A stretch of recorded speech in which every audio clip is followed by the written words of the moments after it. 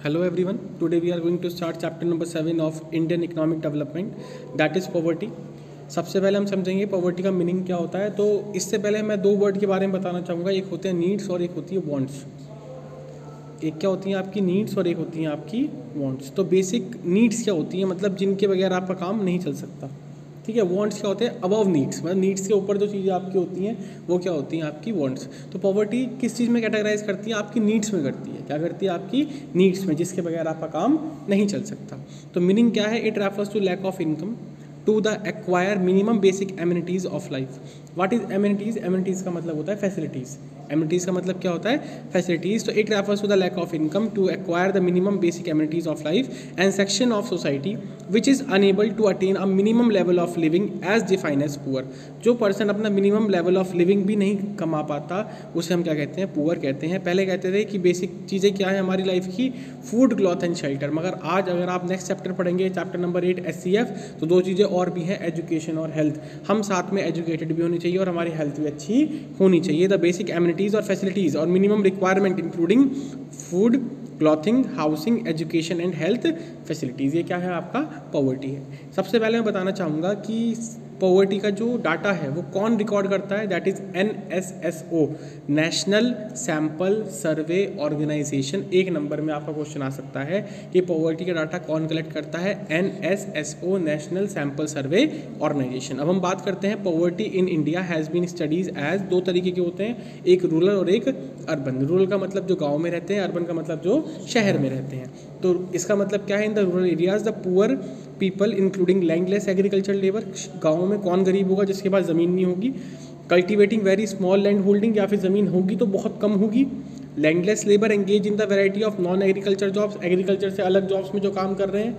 Many rural people do not get to have 2 meal of square per day, उन्हें 2 वक्त का खाना भी नहीं मिल पाता। वो चीज़ें किसमें, आपकी रूरल पुअर के अंदर आते हैं। The next is urban poor. Urban poor में क्या आता है, largely the people from village who have migrated in search of alternative employment and livelihood. इसमें क्या होता है, अर्बन में कौन होते हैं, जो गांव के लोग शहर में आते हैं कोई काम को ढूंढने के लिए, जैसे पुश कार्ड वेंडर्स, रेड़ा चलाने वाले जिन्हें हम कहते हैं, street cobblers, rag pickers, vendors and beggars. ये किसमें आते हैं, आपके अर्बन पुअर्स में आते हैं, ठीक है। Next point is problem faced by the poors, कि हमारे जो गरीब हैं उन्हें क्या क्या प्रॉब्लम्स होती हैं। The first is mall nutrition, means उनके पास न्यूट्रिशन लेवल बहुत ही बेकार होता है या फिर न्यूट्रिशन की उनमें कमी होती है। Next is physically weak, starvation and hunger, उन्हें प्रॉपर फूड नहीं मिल पाता। जेंडर इनइक्वालिटी, बिगर फैमिलीज, लिमिटेड इकोनॉमिक अपॉर्चुनिटीज़, उनके पास काम के साधन जो होते हैं बहुत कम होते हैं। एंड डेप्ट ट्रैप, डेप्ट ट्रैप का मतलब अगर बाई चांस वो किसी से पैसा लेते हैं तो जो वो उस कर्जे में फंस जाते हैं, दैट्स कॉल्ड डेप्ट ट्रैप। अब इसमें देखते हैं हम, सबसे इंपॉर्टेंट पॉइंट है आपका इसके अंदर, that is Dada Bhai Naoroji, also known as grand old man of India, the man who was the first to determine poverty line in the colonial India due to his concern of draining of Indian wealth because of the British rule। इन्होंने क्या कहा था कि हमारा देश गरीब क्यों है, क्योंकि जो ब्रिटिश है वो सारा का सारा पैसा अपने देश में अपनी इकोनॉमिक डेवलपमेंट के लिए लेके जा रहे हैं। तो उस चीज़ के लिए बारे में किसने पॉवर्टी लाइन के बारे में बताया था, Dada Bhai Naoroji. He gave a theory of jail cost of living and prisoner theory, इन्होंने क्या बताया, जेल कॉस्ट ऑफ लिविंग के बारे में भी बताया। अब देखते हैं इसमें क्या है। In mid 1970 planning commission establish minimum daily requirement. देख लीजिए, ये बहुत इंपॉर्टेंट पॉइंट है कि 1970 के अंदर प्लानिंग कमीशन ने बेसिक रिक्वायरमेंट सेटअप करी थी। 2400 कैलोरीज जो है आपकी रूरल के लिए और 21 जो है वो आपकी अर्बन के लिए। अब बात समझिए, रूरल और अर्बन में आपको समझ में आए, गाँव के इलाकों को आप रूरल कहते हो और शहर के अर्बन। तो ज़्यादा कैलोरीज कितनी चाहिए, आपके जो गांव के लोग होते हैं, क्योंकि वो फिजिकल वर्क आपका ज़्यादा करते हैं। तो फिर नेक्स्ट पॉइंट आपका आता है, how are poor people identified. Poor peoples को आप आइडेंटिफाई कैसे कर सकते हो। तो poor peoples are identified in 2 method, that is relative poverty and absolute poverty. अब हम बात करते हैं रिलेटिव पॉवर्टी क्या होता है। देखिए, अगर मैं आपको एग्जांपल दूं कि राम और श्याम, 2 पर्सन के बीच में मैं कंपैरिजन कर रहा हूं, 2 नेशन के बीच में कंपैरिजन कर रहा हूं, 2 सेक्शंस के बीच में कंपैरिजन कर रहा हूं कि किसने किसकी इनकम ज़्यादा है और किसकी कम है, वो तो हो गया रिलेटिव। जब मैं 2 चीज़ों में कंपैरिजन करूं दैट इज रिलेटिव, और जब मैं पूरे वर्ल्ड को या पूरी इंडिया को एक पॉवर्टी लाइन के अकॉर्डिंग डिफ्रेंशिएट करूँ उसे कहते हैं एब्सोल्यूट। देख लीजिए क्या है रिलेटिव पॉवर्टी।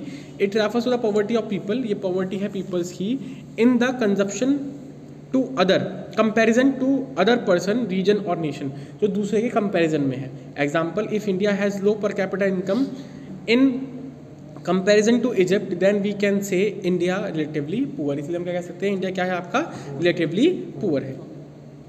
इंपॉर्टेंस क्या है किसके, आपके रिलेटिव पॉवर्टी के, तो it helps in understanding the relative position of different segments of the population. ये बता देगा कि कौन सा रीजन सही है, कौन सा सही नहीं है, मतलब एक रिलेटिव पोजीशन हमें बता देगा। इसके लिमिटेशंस क्या है, अब एक बात को इसका समझ लीजिए। हमने कहा कि शाम बहुत अमीर है राम से, मगर हमने ये नहीं बताया कि वो कौन कौन सी अपनी बेसिक एमिनिटीज़ फुलफिल कर पा रहा है, क्या चीज़ उसके पास है क्या नहीं है, क्यों कहा आपने उसे, तो वो पूरी तरीके से बेसिक रिक्वायरमेंट के बारे में बता नहीं पाता। तो देख लीजिए इसमें क्या कहा, लिमिटेशंस क्या है, it only reflects the relative position of different segments in the income group, it does not consider how the poor the people is, वो कितना गरीब है ये नहीं वो बता पा रहा, और weather he is deprived of basic amenities requirement और नॉट, क्या वो अपनी बेसिक एमिनिटीज पूरी कर पा रहा है या नहीं कर पा रहा है, कौन सी कर पा रहा है कौन सी कर नहीं पा रहा, वो किस में आता है आपका रिलेटिव पॉवर्टी में। The next is absolute poverty. Absolute poverty में क्या आता है, it refers to the total number of people living below poverty line, गरीबी रेखा से जो नीचे आपके लोग रहते हैं उसे हम क्या कहते हैं, एब्सोल्यूट पॉवर्टी कहते हैं। तो इंपॉर्टेंट क्या है, इंडिया के लिए जैसे कि डेवलपिंग कंट्री है वहाँ पे एब्सोल्यूट पॉवर्टी का जो कंसेप्ट है बहुत काम आता है, मगर इसके नुकसान क्या है, अब मेरी बात समझना, यही पॉइंट आपके आगे तक काम आएंगे। ये आपके सोशल फैक्टर्स को इग्नोर करता है जो गरीबी के कारण हैं, जैसे कोई पढ़ा लिखा नहीं है तो गरीब है, किसी की हेल्थ अच्छी नहीं है तो गरीब है, या उसका भेदभाव होता है तो गरीब है। तो सोशल फैक्टर्स कौन दिखाता, कौन, आपका पॉवर्टी लाइन, ये बता देगा बस कि कौन गरीब है कौन गरीब नहीं है। तो देख लीजिए इसने क्या कहा कि लिमिटेशंस क्या है, the method of poverty line use to measure absolute poverty doesn't differentiate between the very poor and the other poor. मैं आपको एग्जांपल दूं, मैंने कहा एक पर्सन पर डे अगर 20 रुपीज़ अर्न कर रहा है तो वो पुअर नहीं है, जो एक 2 रुपीज़ अर्न कर रहा है वो भी नीचे आ गया पॉवर्टी लाइन के, और जो 19 अर्न कर रहा है वो भी नीचे आ गया। ज़्यादा ज़रूरत किसे है, जो 2 रुपीज़ अर्न कर रहा है, तो ये चीज़ तो नहीं बताएगा ना, वो उसने सबको ही, जो 19 है उसे भी गरीब बता दिया, जो 17 है उसे भी गरीब बता दिया, और जो कुछ नहीं कमा रहा उसे भी गरीब बता दिया, मगर ये नहीं बता पाया ज़्यादा गरीब कौन है, पहले किस पे ध्यान देना चाहिए। देख लीजिए इसमें ये लिखा हुआ है, more it doesn't consider the social factor, इसने ये नहीं बताया कि सोशल फैक्टर्स कौन कौन से हैं, that generates and are responsible for poverty, और इससे ये नहीं बताता कि ये पुअर हैं क्यों, गरीब हैं क्यों, लाइक इलिटरेसी, अनपढ़ है, इल हेल्थ, बीमार है, lack of access to resources, उनके पास कोई भी साधन नहीं है, डिस्क्रिमिनेशन और लैक ऑफ सिविल और पॉलिटिकल फ्रीडम, या उन्हें कहीं भी फ्रीडम नहीं दी जाती, इस वजह से वो गरीब है। क्लियर है यहाँ तक। The next point is how to measure absolute poverty. Absolute poverty को हम कैसे मेजर करते हैं, तो एब्सोल्यूट पॉवर्टी को किस तरह से मेजर करते हैं हम, पॉवर्टी लाइन से। पॉवर्टी लाइन को किसने बताया था, दादा भाई नौरोजी ने। किसने बताया था, दादा भाई नौरोजी ने। तो देख लीजिए इसमें क्या है, in India the poverty line is use to standard to measure the number of poor people. ये क्या देखा जाता है कि कितने आपके पास गरीब लोग हैं। In poverty line standard is fixed in term of minimum level consumption. किस तरह से दिया जाता है कि मिनिमम लेवल ऑफ कंजप्शन इनका क्या है। Absolute poverty refers to the situation when a person fails to reach their minimum consumption level, कि एक पर्सन अगर इतनी कैलोरीज पर डे कंज्यूम कर रहा है तो वो गरीब नहीं है, तो वो चीज़ इसके अंदर आती है। Our next topic is jail cost of living. तो दादा भाई नौरोजी जो इन्वेंटर थे हमारी पॉवर्टी लाइन के, तो उन्होंने जेल कॉस्ट ऑफ लिविंग के बारे में बताया था। ये पॉइंट आपको पूरा याद करना है, मैं आपको एक ओरली कंजप्शन के अकॉर्डिंग इसमें बताता हूँ। इन्होंने पूरी पॉपुलेशन को 2 पार्ट में डिवाइड करा। पहला इनका था एडल्ट्स और दूसरे थे चिल्ड्रंस। मतलब पूरी पॉपुलेशन में 2/3 क्या थे आपके एडल्ट थे जो जेल में रहेंगे, और 1/3 क्या थे आपके चिल्ड्रंस थे। 1/3 का हाफ मीन्स 1/6 वो तो करेंगे जीरो कंजप्शन, और 1/6 जो है वो क्या करेंगे, 1/2 ऑफ एडल्ट कंजप्शन। दोबारा समझ लीजिए क्या है इसके अंदर, हमने कहा कि पूरी पॉपुलेशन को 2 पार्ट में डिवाइड करा। 2/3 क्या है आपके एडल्ट है, 1/3 क्या है आपके चिल्ड्रन है, और 1/3 चिल्ड्रन में से जो उसके हाफ हैं वो तो लेंगे 0 कैलोरीज, और जो हाफ है वो हाफ कंजप्शन करेंगे एडल्ट का। देख लीजिए इसने क्या कहा गया, Dadabhai Naoroji use the mean for the prisoner and use appropriate prevailing price to arise that cost of consumption of the adult prisoner. एक एडल्ट प्रिजनर के अकॉर्डिंग उन्होंने ये चीज़ें बताई। He term his consumption as jail cost of living. उन्होंने अपना इसका नाम क्या रखा, जेल कॉस्ट ऑफ लिविंग, और प्रिजनर थ्योरी भी रखा।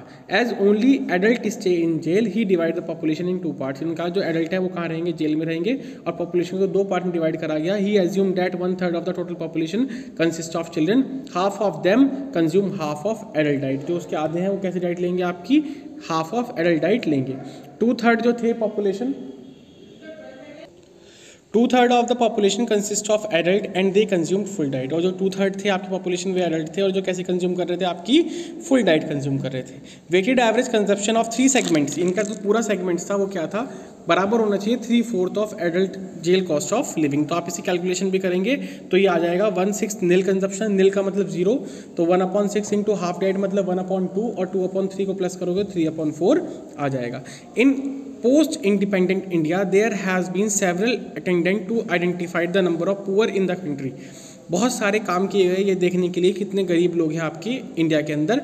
तो ये फॉलोइंग टर्म्स थे जो यूज़ करे गए। तो 1962 में प्लानिंग कमीशन फाउंड हुआ एक स्टडी ग्रुप के अकॉर्डिंग। 1979 में टास्क फोर्स बनाई गई जिसने मिनिमम नीड्स के बारे में कंजप्शन लेवल को दिखाया। 1989 में एक्सपोर्ट ग्रुप आपका लाया गया जिसमें कंस्टिट्यूटेड हुआ किसी पर्पज़ के लिए। Beside these bodies many individuals economist जिन्होंने इसके ऊपर काम भी करने की कोशिश करी। तो ये पॉइंट आपके सारे इसके अंदर आते हैं।